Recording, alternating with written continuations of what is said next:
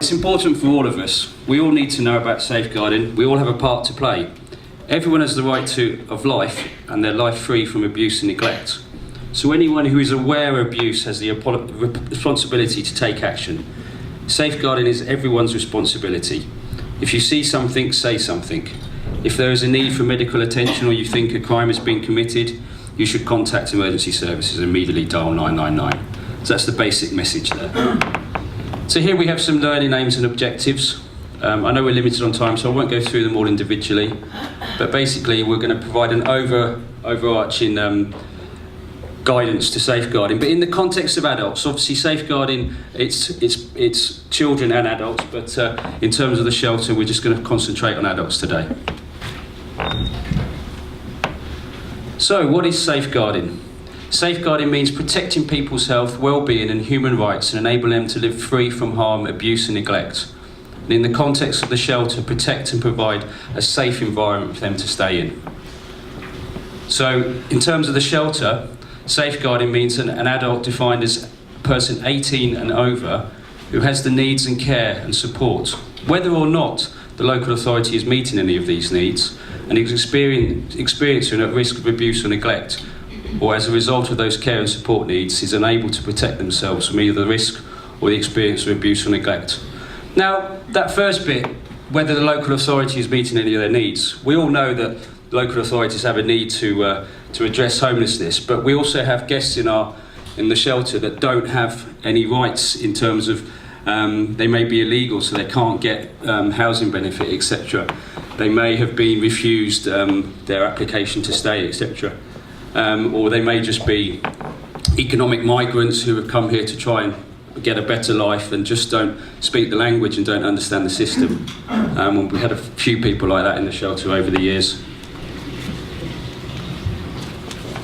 So, just understanding the wider context, we all know about the Baby P cases, Jimmy Savile, but all this legislation, it's come about from some high-profile cases. You've got the case of Stephen Hoskins, who was an adult, but he was very childlike, and he was abused by a gang and eventually murdered. And that was a horrific case some years ago. You've got the Winterbourne View, which was the Panorama programme on the care home with disabled people, and then the Mid Staffordshire NHS. That's quite a complex case.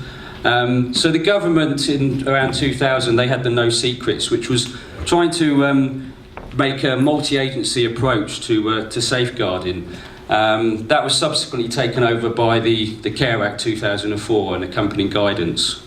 Then you've got the Mental Capacity Act 2005, and then Clare's Law, which is a very recent bit of legislation from 2015. And that's as a result of a domestic violence. And obviously we do have people coming into the shelter who are both male and female who suffer domestic violence abuse. And that was someone who was actually murdered as a result of their partner. And Clare's Law allows people to carry out checks on their partners. And I think in the first year that was in operation, there was over 1,200 requests across the country from concerned partners about their prospective new partners. So, what makes an adult potentially vulnerable? When I put this list together, I started going through it and thinking, oh, yeah, tick, tick, tick, tick. And just looking at that list, we've had a lot of people that fit into those criteria. And as Rob was talking about modern day slavery, we've clearly had people that have been exploited in terms of doing building jobs for next to nothing, etc., etc. But the obvious ones are age, physical illness, mental illness, whether diagnosed or not, and that's always apparent every year in the shelter. Learning difficulties or disabilities, another one. Now, we always picture homeless people as having a drug or alcohol dependency issue, but it's far from the case. That yes, there are lots of people who have those issues, but it could just be that their learning difficulties, they haven't been able to pay their rent, they don't understand the benefit system, and they've been put out on the streets, and then they come to us and we're able to get them on their feet again.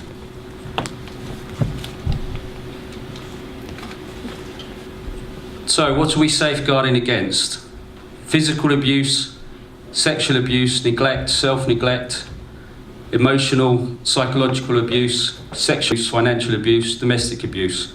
And again, we've seen cases of this in the shelter every year.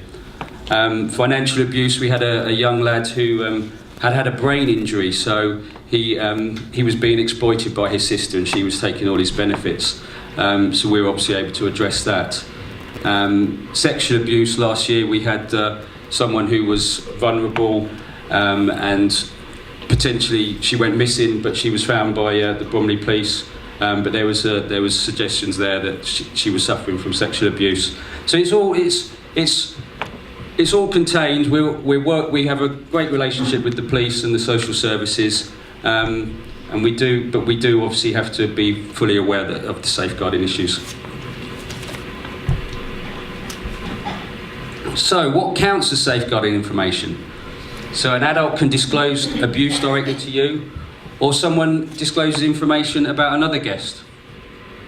So, you notice signs of potential abuse of an adult, or you notice specific vulnerabilities of an adult. There's an accident, or someone makes a disclosure regarding another child or an adult, or the behaviour of the individual or behaviour by an individual who poses a risk to others or themselves.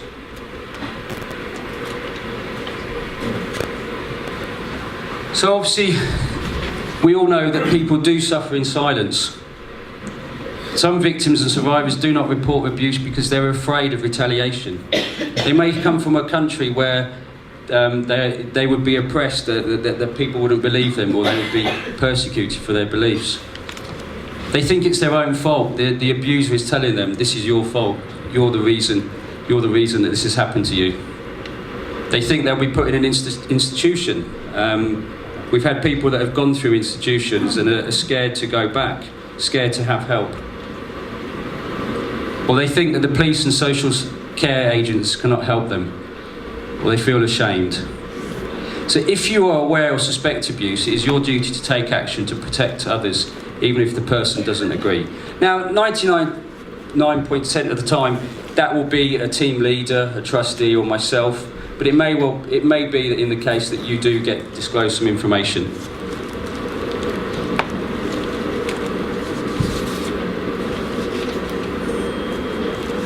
So the key message here is listen to someone who's been abused. It's hard for someone to admit they've been abused. Victims and survivors can take time to realise what is or was happening to them and believe that they don't or didn't deserve to be hurt. If someone confides in you about abuse, you must listen to what he or she has to say. You must take the necessary steps to report your concerns and safeguard them. Be clear about what you are going to do next. Ask them what they would like to do, and don't make judgments or express your own feelings about what they are telling you, such as surprise or shock.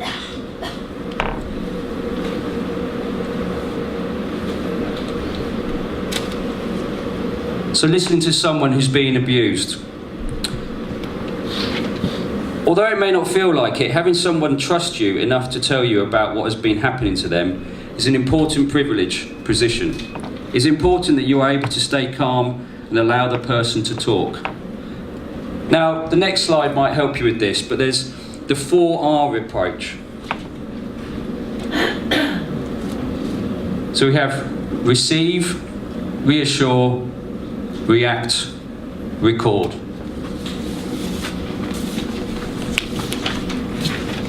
So just some key points here. Receive. Listen to what's being said without displaying shock or disbelief. Take it seriously. Accept what is being said without judgment. Reassure. Reassure them, but only be as honest and reliable. Don't make any false promises. You can't be sure to keep, like, I'll stay with you or everything will be all right. And again, don't promise confidentiality. You have the duty to report your concerns. Tell them that you need to speak to some people, but only those whose job it is to safeguard. And acknowledge how difficult it must be to talk. And never agree to keep secrets, be honest. And do reassure them or her that she is right to tell. So react. Listen quietly, carefully and patiently. Don't investigate or interrogate or decide if they are telling the truth. That's to be left with the professionals. Don't ask leading questions. What did he knew next? Don't assume things. Do not criticise the alleged abuser.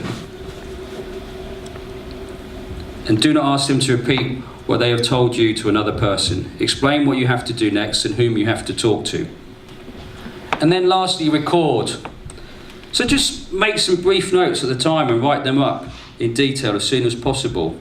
Obviously making notes in front of someone could be distracting, so just try and get an account from that individual, get them to recap that account to them so they accept that's what they said and you haven't misunderstood anything, and then try and then make some notes as soon as you can afterwards.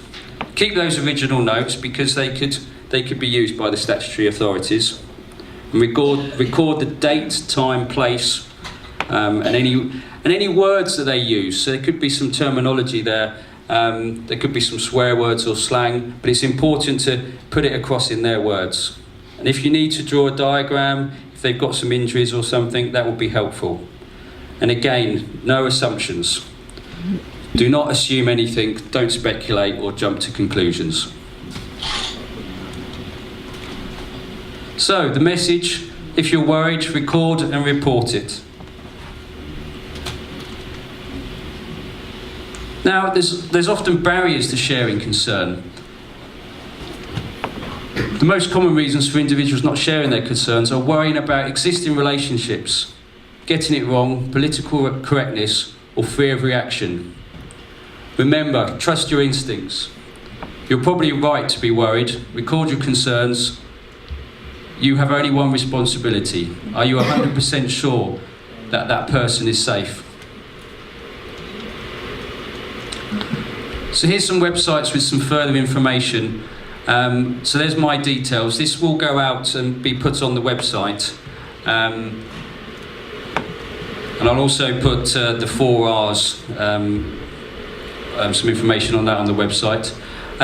We're also going to be doing some personal awareness training and some first aid training. So personal awareness, it's just more about keeping your how to deal with escalations, etc.